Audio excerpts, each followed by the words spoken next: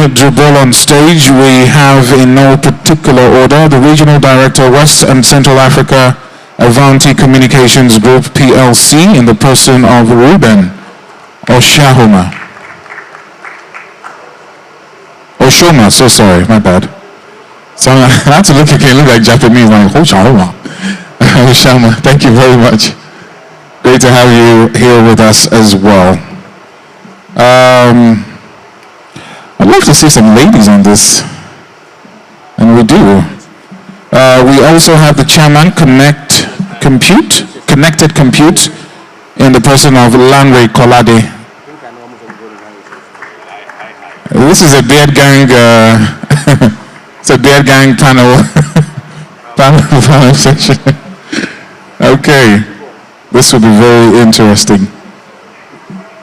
We have the Chief Executive Officer, Liquid Intelligent Technologies Nigeria, in the person of Wole Abu.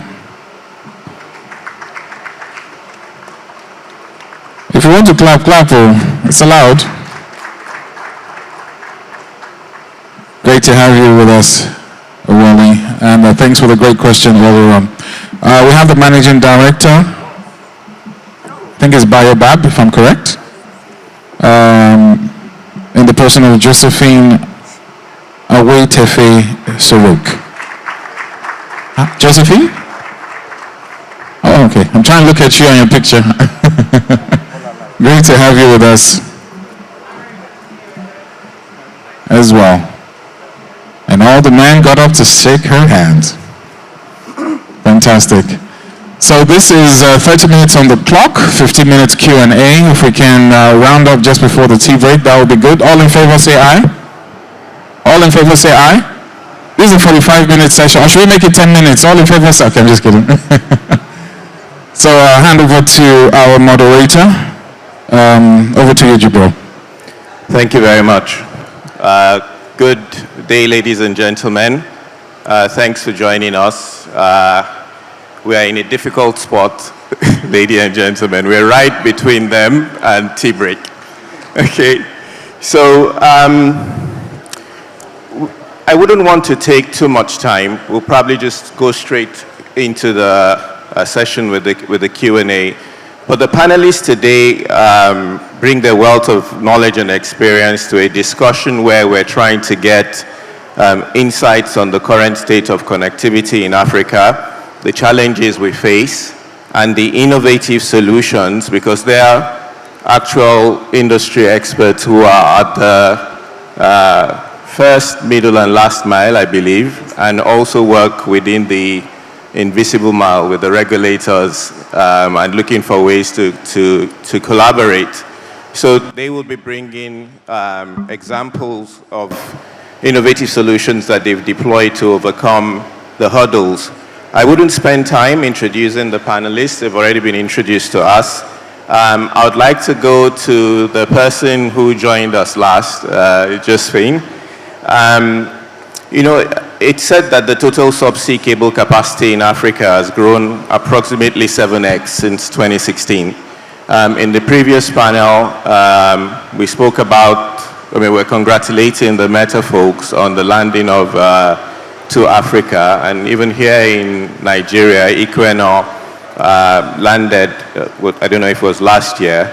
Is this now indicative that Africa has sufficient bandwidth and throughput to meet current and future demand, or is there more to be done? Thank you very much, Jubril. And yes, To Africa landed on the shores of Nigeria in February of this year, and Bayobab, the company I represent, which is part of the MTN group, was the landing partner in Nigeria. So, do we have enough submarine cables in Africa? When we look at the reason why we have submarine cables in the first place, it's to ensure that we have sufficient capacity across all the 54 countries on the continent. And there is such a huge demand for bandwidth in Africa, especially in the tier 1 countries. We've seen a significant growth over the last couple of years, especially since COVID, where we now have people working hybrid, working from home, leveraging the likes of Zoom, Teams, amongst others, Google Meet for their sessions. And for such sessions, you need a minimum of at least 1.5 megabyte per second of data in order for you to have a seamless experience. We also have significant increase in content creation on the continent. So we have a lot of content creators on the continent now doing fantastic things. And there's a lot of streaming, leveraging the likes of Netflix, among other streaming service providers as well, which also requires significant bandwidth. The good news is, with all the subsea cables landing, we have quite a lot of capacity coming onto the continent, both in the east, south, and west. And these submarine cables are bringing multi-terabyte capacity on the continent. So if we look at it from a capacity perspective, we do have quite a lot of capacity hitting the shores of various coastlines across the continent. However, I don't think we should limit our focus to capacity alone. If we remember, earlier this year, 3 submarine cables were cut somewhere along the Red Sea. And whilst we were working to bring some of those submarine cables back online, we had another 4 outages simultaneously somewhere along the Côte d'Ivoire. Now, luckily for us, because of the number of submarine cables, as you mentioned, which have come onto the shores over the last couple of years, there wasn't a total blackout in most countries. Actually, there wasn't a total blackout in any country of note. The impact was significant in certain countries more than others, but the reason we were able to continue to leverage capacity and internet is because of the redundancies that these multiple cables have been able to provide. We need to continue to invest in submarine cables. We need to ensure that we have diverse routes. We also need to ensure that we have sufficient capacity across various coastlines. And there has to be more than one submarine cable landing in each country that can actually service these submarine cables. The reason I say that is when you look at Nigeria, the impact of this outage of Nigeria was not as significant as it was in some countries. And the reason is because we have multiple submarine cables here in Nigeria. And thanks to 2 Africa, we actually have now a submarine cable on 2 coasts in Nigeria. So where predominantly most submarine cables were landing just in Lagos, we now have a submarine cable that's also landing somewhere in the east. So we need to have more of these in order to ensure resilience, in order to ensure that we are able to provide the network providers with alternatives. But I think we also, as Africa, need to build on our exchange, our local exchange, such that when we're building terrestrial, when there are outages, we're able to leverage terrestrial, connect from, say for instance, if there's an outage in the East Coast, connect through terrestrial down to the West Coast and then back onto a submarine cable to take you back into Europe or the Americas. So we need to continue to invest in these sorts of infrastructure, and submarine cable is the foundation of the net, as far as I'm concerned, and most experts would also say. If it were 10 years ago and we had 7 outages, it would have been a completely different story. And I believe that 10 years from now, taking into account the sort of investments that I'm seeing coming into Africa and the plans for additional submarine cable, I mean, another one was announced earlier in May, cable that will be going all the way from Kenya to Australia. So with additional submarine cables coming, 10 years from now, if we had a similar outage to the one we had, it would simply be a blip. We would barely feel the impact. So absolutely, we need to continue to invest in more submarine cables. It's 1.3 billion people in Africa and counting. The capacity requirements are massive. But beyond capacity, we also need to build resilience into our infrastructure. And to do that, we need diverse routes, we need bigger cables, and we need strong partnership amongst the various players. Thanks. Thank you very much. Claire, okay, so more capacity required, largely for redundancy, but also because we're seeing a growth in demand due to the factors that you earlier mentioned, content creators, economies moving into the digital space. But you also brought in an interesting dynamic when you took us now to the second mile, which is terrestrial, and then the challenges there. So perhaps I can turn it over to Reuben.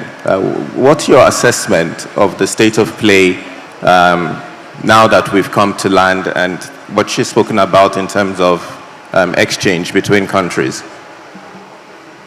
Thanks very much for that. I would say that with regards to the middle mile and fiber deployments in Africa as a whole, there's been a lot of work done in that space, I must say. There's been a lot of effort put into that area. But again, I now ask the question, why is it that despite all this effort that has been put into deploying fiber in the continent, there's still a lot of uncovered population without access to connectivity?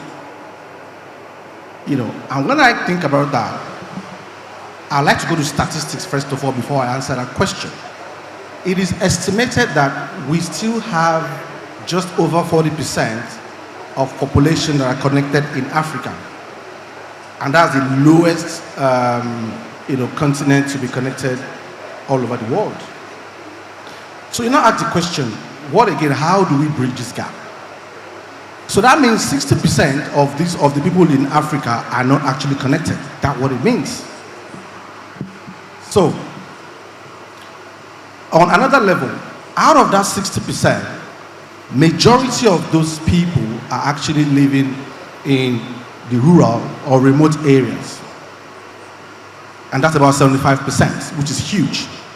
So if we're talking about connectivity, we need to think of where are these people that are not actually connected, and how do we bring them on board? How do we include them to bridge that digital divide? I think that's the question, since we're talking about connectivity here. Now, we all know the limitations of fiber deployments and even the terrestrial infrastructure solution. We know how expensive it is, how difficult it is, and also you need to get people that will take them up once you invest in them. I mean, if I was an investor, I'm looking at fiber business in Africa, I'm going to be asking myself, what's the ROI? Where am I going to get my revenues from? How profitable is that?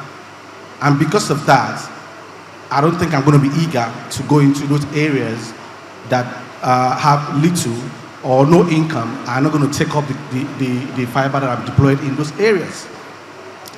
And that's why I'm going to come to the solution which I think is viable for this kind of area, which is the satellite. Satellites have been put at the back burner for a very long time. But thanks to new innovation, it's been coming up now, and we can see the value and capability of satellites at least over the last 5 years. Now, the challenges that we face with terrestrial infrastructure are not common with satellites. I mean, satellite is faster to deploy, easier to deploy, and in these cases, they're actually cheaper to deploy. I'll give you a case study. In the last 3 years, we as an organization have actually connected up to 700 communities in Nigeria alone. That's up to 4 million people being connected and being empowered in about 26 to 27 states in this country. I mean, that's 4 million, right? If there wasn't for satellite and in collaboration with our partners, we would not have been able to do that. So that's the power it's got. So to add to Josephine's point, we don't only have capacity problems. I think we have at least enough to get us to a good point. What we have is penetration problem, because no private investor wants to go to that space. So what I think we need to do is that we need to change how we think about connectivity. And we need to say that what will it take to bring this good number of people and include them and provide capacity for them to connect them.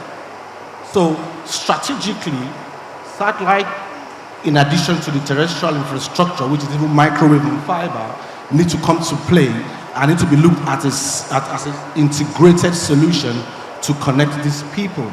Because the more people you connect in Africa, the more people that can be empowered, the more that will be able to contribute to the GDP and the entire growth of the African continent. Thank you. Thank you very much, Reuben. And maybe I'll take this a bit further and invite Wole here to contribute. So we've spoken about satellite connectivity as something that could help to bridge the last mile, particularly in underserved communities, going beyond fiber.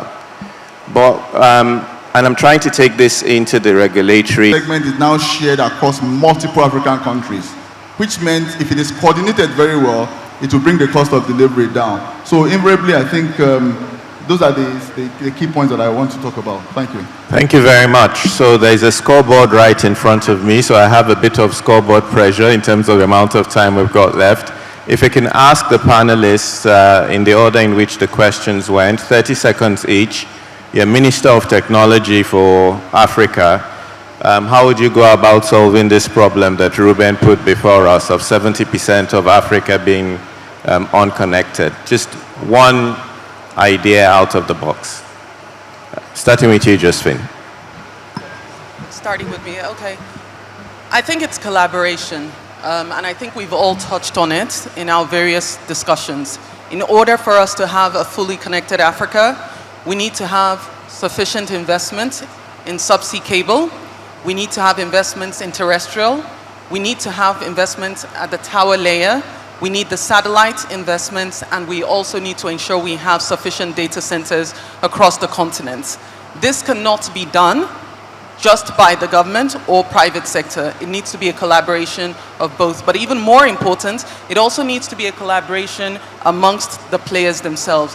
I think the first panel talked about how successfully it had been done with subsea cables. To Africa, for instance, there are 8 consortium members that worked together on this. We as Bayobab have invested in quite a number of subsea cables across the continent. And for those that we didn't have direct investment, we went ahead and we bought capacity. The reason for this is to ensure that our customers continue to have sufficient capacity in whatever country they're playing across the continent. The government and the minister needs to have a laser focus on partnerships and bringing the relevant stakeholders together into one room and coming into agreements. And this includes policy, which again, Lanre has spoken to, and a lot of my other colleagues here. So I think it's partnerships and how to foster that. Also, you need to look at the investors like the DANs and also ensure that the environment enables them to bring their investments into the country.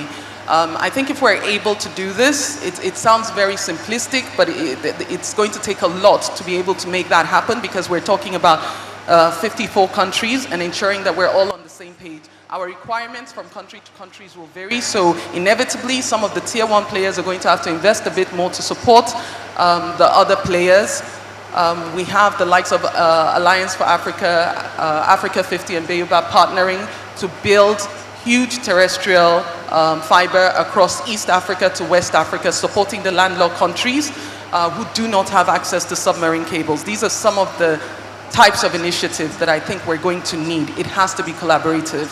Thank you. Thank you very much. The audience is going to vote for the best minister, by the way. Reuben. Yeah, I mean, again, Josephine has said a lot about the partnership. So I would have just said, okay, you know what, she said everything and just move on. But you won't win any votes. Just to add to that, I think the government business, as we know, apart from building that partnership, private-public partnership, is to create an enabling environment for the businesses to thrive, for the investors to actually, thrive as well. So I'm not going to be, going into a business of trying to build this infrastructure myself. Yeah, you can get the funds and give it to the people that are actually experts in that. I mean, like the Bayobab, like the MTNs and all that kind of thing. So, so that they can use it, while my role will be to ensure that the environment is right, regulatory framework is right, and people can do business and even subsidize at some point. I'll give you an example. In the US, I know that there's some rural project where the government actually subsidizes for the low-income earners. That doesn't happen around here. So we need to look at that. There actually needs to be a kind of budget for connecting the unconnected. Thank you. Thank you very much, Wole. I will approach it by framing the problem as availability, affordability, and adoption. And so my approach will be simple. On availability, I'll push for open access networks. We have fiber running interstate in Nigeria, passing the front of schools, hospitals, and the National Broadband Plan actually wants to connect schools, but there's no breakout point to those schools because that information is not even available to the Ministry of Education, and the information around which schools are on that road are not available to the networks, to anybody. So the first thing is you have to make it open. If you're going to put infrastructure in Africa, it will be open and anybody should be able to access it. Affordability, we live in the poorest neighborhood in the world, this is sub-Saharan Africa. You can't have a Western model Apple decision for Africa because you need people to take it up, which is why you should actually make it very open, as someone said earlier. You know, disaggregate this cost, make sure you spread it around. Then the 1 naira, as they say in Warri, they will join the, how do they say, cooperation and make pot food. So then the third one is adoption. We have, I think I saw a report, about 600 million homes covered already. So it's not a matter of, we actually have coverage, but people can't take it up for affordability on one side and adoption. You talk about ChatGPT, okay, for everyone in here, because you are in a hyperscale conference, you are 5% of the country, you know what it is, you know how to use a prompt. How many schools have computers? How many of them know? How many universities, graduates can use ChatGPT? So there's a huge job from the education side because you launch a service, people can't access it. Everything is still paper-based. I will digitize a lot. If you, Nigeria has tried, we're mobile first and all that, but we're still, when you talk about really understanding using digital infrastructure, we just use it for Facebook, okay? I mean, apologies to my sister there. But in using it for education, for research, for transformation, really, we have not really started, and that adoption is not there. There are a couple of initiatives happening there, but I will push for adoption. Thank you. Thank you very much. Lanre, So final word. we'll need to go to the Q&A very Just quickly. let's have Lanre have a final word, please. We'll go. Sorry. No problem. Just two things that I will work on. Investments, making investments easier, de-risking them, and innovation. And I've actually just borrowed from what Wole and Madam here said. If you're bringing money, if you want foreign direct investments and your economy itself is risky, then why would anybody want to give you money? But if you're a minister of communication and somebody wants to make $100 million investment, for example, and you can tell the person, okay, look, where does your business case make sense? And the person says, if I was investing 80 million, it would have made sense. Then I would de-risk the 20 million, okay, as government contribution, not in equity, but as a risk-free capital. You know, you need to, if you want things done, you need to be deliberate about it. And I think that is the role of government, okay? It's talked about enabling environment, we talk about policy, but we need to build the infrastructure ourselves. Wole was talking about open access. If Bayobab builds a network, Bayobab's shareholders will want a return, okay? And they have no incentive, okay, to open it up if they don't make their money first. So we need to be very careful about that, okay? Once Reuben launches his satellite, his ROI is the first thing. But you see, if that satellite was launched by NICOMSAT, okay, the ROI is people first. So it is mighty as well. Look, America is where they are right now. America has invested in infrastructure. Government has done that over the years. BT in the UK owns the largest fiber infrastructure. They monetized it before it was liberalized for everybody to use, but it was government money. So we shouldn't, private equity and private money can build it, but the risk taker, the biggest risk taker is government. So if we can cut all the fats that we need to cut, and deliver very well and de-risk investments, we will get things done faster. And government should be the anchor of it. Not as an owner, okay? It's still private sector led, but let government de-risk that investment for people to now be able to put their money in. Thank you. Thank you very much, Lanre. Thanks, panelists. We can take a few questions, I believe, or no? Yes, we can. First of all, a round of applause, ladies and gentlemen. Thank you so much for that enlightening session. Please, can we have we'll take two questions quickly as we have a quick tea break. 10 minutes tea break is coming up next, ladies and gentlemen, and of course a performance by TK Classic as well. Your name, your question, and who it is addressed to. Please make sure it is extremely brief. Thank you. Okay, thank you very much. My name is Remy Ajenifuja. I am with Fronet Wireless Limited. So we are a new entrant into the connectivity space, startups. We can't hear the question. Okay, Remy? Okay. Is it Remy, right? Yes. Okay, I know you're a rapper, judging by how you were holding that mic the first time. So please project so we can all hear you and take your time. Thank you. My question is about the penetration into rural areas. Now, at Fronet, we are trying to reach those rural areas. We have found a way to use satellite. And as Mr. Jubril said, there is a risk of, if we keep on working with international satellite providers, there's risk of data colonization. And also, like you said, we've talked with Nigecomsat, providing new satellites is expensive. But still, we still have to do it if we want to be able to reach these people seamlessly. So, what kind of investments, what kind of direction can we take towards developing our own satellite systems, deploying them, and using them to serve our rural areas across Africa? Thank you. Thank you. Can we take the second one as well?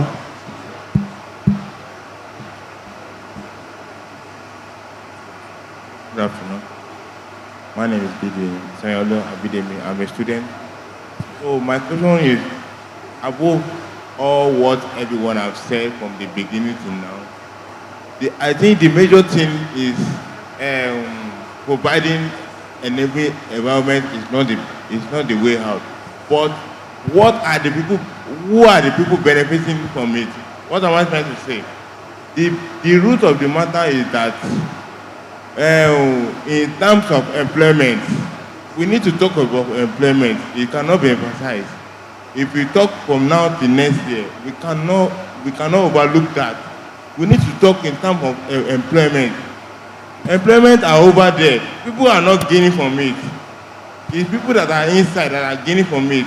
And I think that will stunt the growth of employment, the growth of technology as we are now. So sorry, did you get the question? We'll try. Okay, so let's take the first one. Thank you very much. Let me attempt to answer the rapper's question around coverage. So when you talk about coverage, it means that you already have a network. Then you talk about usage. Are you using the network? If we use Nigeria as an example, and there are people here in IHS, they have towers in villages that are not being used, and they're shutting them down because of an affordability issue. There's a poverty issue. So we need to double click into this issue of how do we cover the rural area. The rural area in continental Europe is not a poverty-stricken area. Rural area in Africa is different. So even if you cover the place, what are they going to use the network for? That's the challenge. So you have to wait for them to get to a certain level. They have schools. Is when you have a hospital there, then they need connectivity. You have a university or a research center there, then they need connectivity. Now, the connectivity they have, which is basic 2, 3G and go, they are not even able to return enough revenue to sustain that little one. The alternative is having what these open systems, community-driven systems. They don't have the skills. If you give a rural location, you dash them laptops and say, okay, I've computerized this area.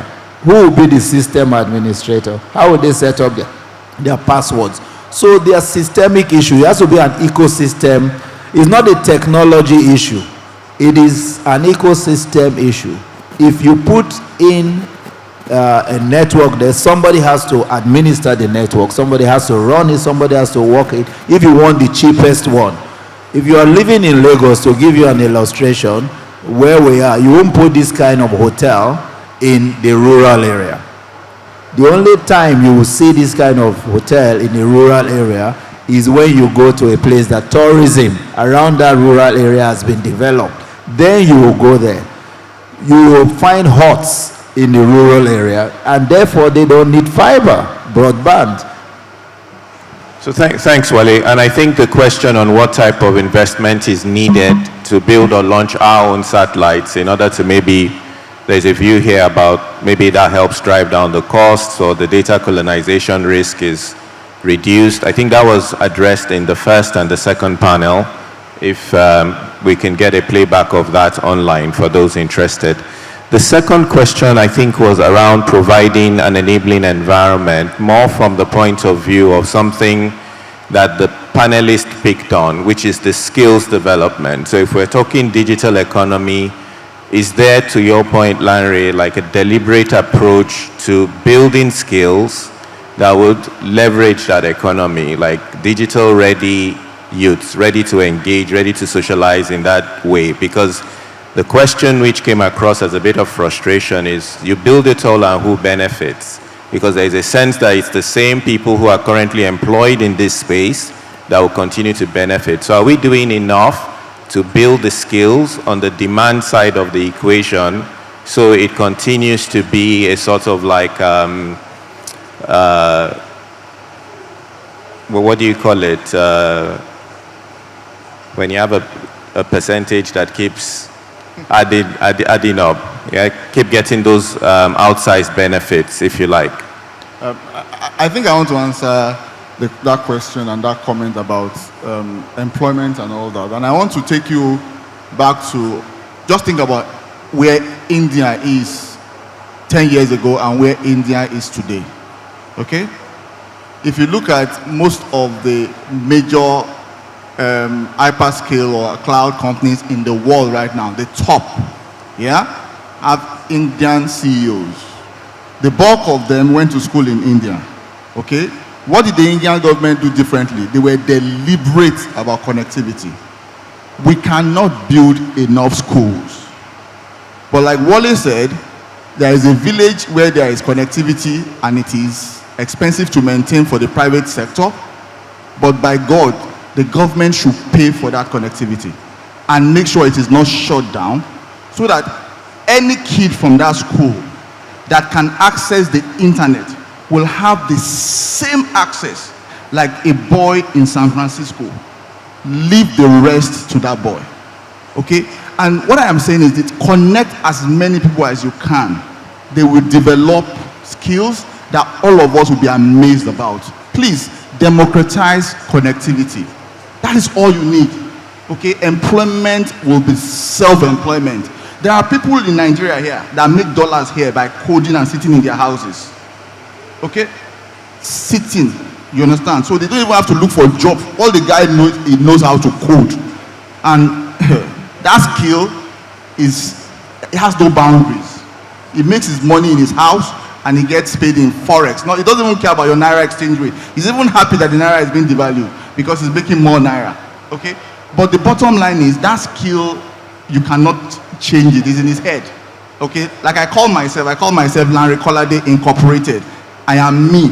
Okay? I can be uprooted from one business to another business to another business. It's what I have learned. But I only had that because I have access. Okay? So please, let us remove this notion of access is too expensive. It is going to be a leveler. Democratize connectivity, leave the rest. We talk about the Yaba hub in Nigeria. Okay? That is that is where you have the flutter wave of the world and Andela coming from. But do you know what actually generated that? a $50,000 investment of a fiber that was done, Main One and the government of Lagos State.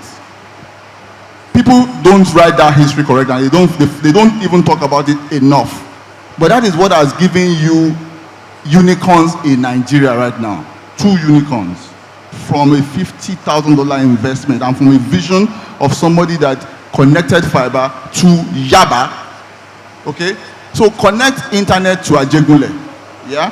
There will be fraudsters, but there will also be people that will generate proper value. They will fix problems that you and I have never thought about because it is unique to them and they have access to knowledge. Thank you. Thank you so very much. A round of applause for the panelists.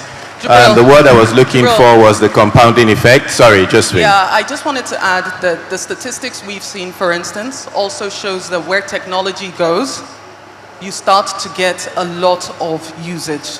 So when you say that we need more education, absolutely. But what we are also finding is that the youthful population that we have are so hungry to be a part of this digital economy that they are learning themselves, they are teaching themselves, they are adapting very quickly. And what we've noticed is where you put a site in a certain location, you give it a little amount of time and you start to see significant capacity utilization.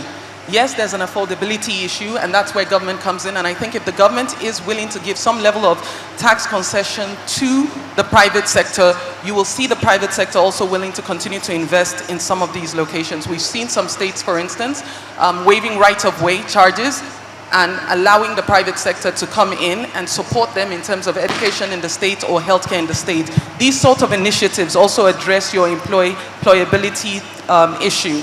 Because with more and more of these technologies going into various areas of the country, you will start to see more small businesses, the hubs that Lanre is speaking of, building capacity within those locations. So I agree, democratize technology, support the private and public sector partnerships, and continue to just build infrastructure across the country. The return on investment will come, but the government absolutely has a big role to play there. We have a youthful population. They are the biggest assets we have. We need to take advantage of that. Thank you very much. So I don't have to do a job of the key messages from this panel. I think Josephine helped to put that together succinctly. Thank you to our panelists for your invaluable insights. For the audience, we hope this discussion has shed light on the critical issues and opportunities in Africa's internet infrastructure. Thank you all very much and good afternoon. Good afternoon. Thank you so much. A quick photo op. I'm sure we can do much better than that, ladies and gentlemen. That was really good. Thank you so much to Jubril, Josephine, Wole, Lanre, and of course Reuben. Thank you so much. Unfortunately, we won't be able to take, of course, any questions. We have a performance, and I want to crave your indulgence for this next part. So a quick change. After the tea break, which is about 10 minutes, we're going to let you in on how to go about that. We have the Innovating Towards Africa's Digital Future panel. Please do not tell me that the food has weighed your hands down.